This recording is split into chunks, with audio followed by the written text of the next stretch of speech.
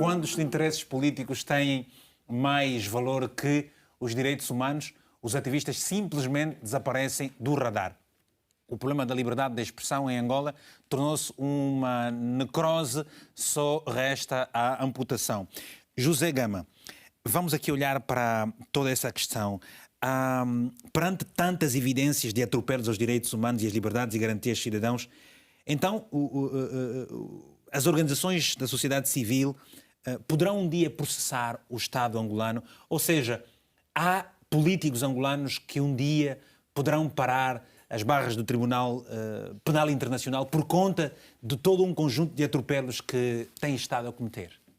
Ou eles estão imunes a isso? Não, não estão imunes a isso. Isso é o que deveria acontecer. As ONGs passarem a processar as entidades. E já houve casos do género, em casos de violações a leis eleitorais, em que houve o maior partido da oposição que processou figuras que estavam à frente da CNE e daquele aparelho que controla o processo eleitoral. Mas nós devemos lembrar que Angola enveredou para um sistema que é de um sistema autocrático competitivo, que é semelhante àquilo que um dos telespectadores citou, semelhante ao que acontece regimes idênticos da Coreia do Norte, da Venezuela, da Rússia, que são regimes competitivos, autocráticos competitivos, são aqueles que controlam as instituições, querem também controlar a sociedade civil. E no caso específico de Angola, nós devemos lembrar que em 2017 é o fim de mandato de João Lourenço. 2027, queria dizer, é o fim de mandato, que ele deverá sair do poder, mas João Lourenço tenciona ainda permanecer no poder, tenciona agora alterar a Constituição.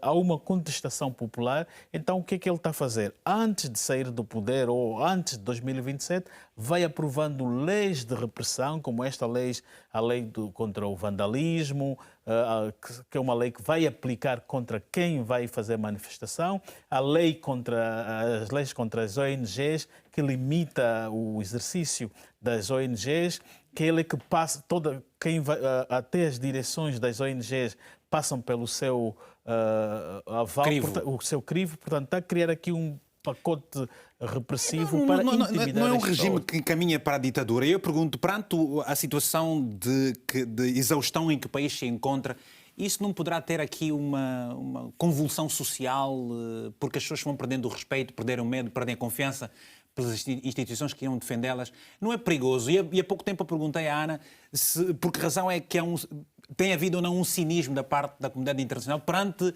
líderes que têm tomado este tipo de posições. Tem, de facto, havido um cinismo. Vejamos que até 92, Portugal era um dos países que preocupava-se com a questão dos direitos humanos em Angola. E direitos humanos são questões universais, por isso é que temos a Declaração Universal dos Direitos Humanos. Mas depois, Portugal passou a ter uma relação de interdependência com Angola, sobretudo no setor econômico, e fechou os olhos a estas questões dos direitos humanos. Intervém sobre questões que se passam em outros países, mas no caso de Angola não. E já tivemos no período de José Eduardo dos Santos que ele uma vez intimidou Portugal com relação à parceria estratégica. E isso continua. E até hoje, questões dos direitos humanos, Portugal não interfere. É um autor que deveria ajudar, até porque viveu uma história semelhante no tempo do Estado Novo, em que também prendiam ativistas como Rolão Pretos e outros. E de Portugal, infelizmente, pouco se espera. E não só Portugal, também outros países que deveriam intervir. Vejamos, os Estados Unidos anualmente produz um relatório sobre o estado da democracia e direitos humanos em Angola. E houve um que saiu, creio que em março. Mas já houve situações em que, Zé, eu gostava de colocar mais uma pergunta. O papel da mídia pública, gostava que fizesse um comentário relativo, por exemplo, aquele caso do Carlos Alberto, jornalista que está preso.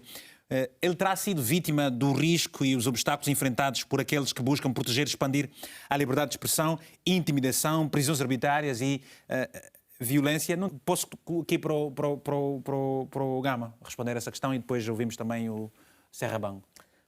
Pois o Carlos Alberto continua preso. A dada altura, ele fez um desafio à justiça angolana. Ele deveria ter, foi condenado, aliás, teve um processo por injúria a um procurador. Ele deveria ter pedido ou apresentado desculpas públicas regularmente, conforme lhe foi estabelecido, e ele terá entrado num cenário de incumprimento e as autoridades o mantiveram em cativeiro. Eu acho que a qualquer momento o Carlos Alberto deve também estar aí a sair em liberdade.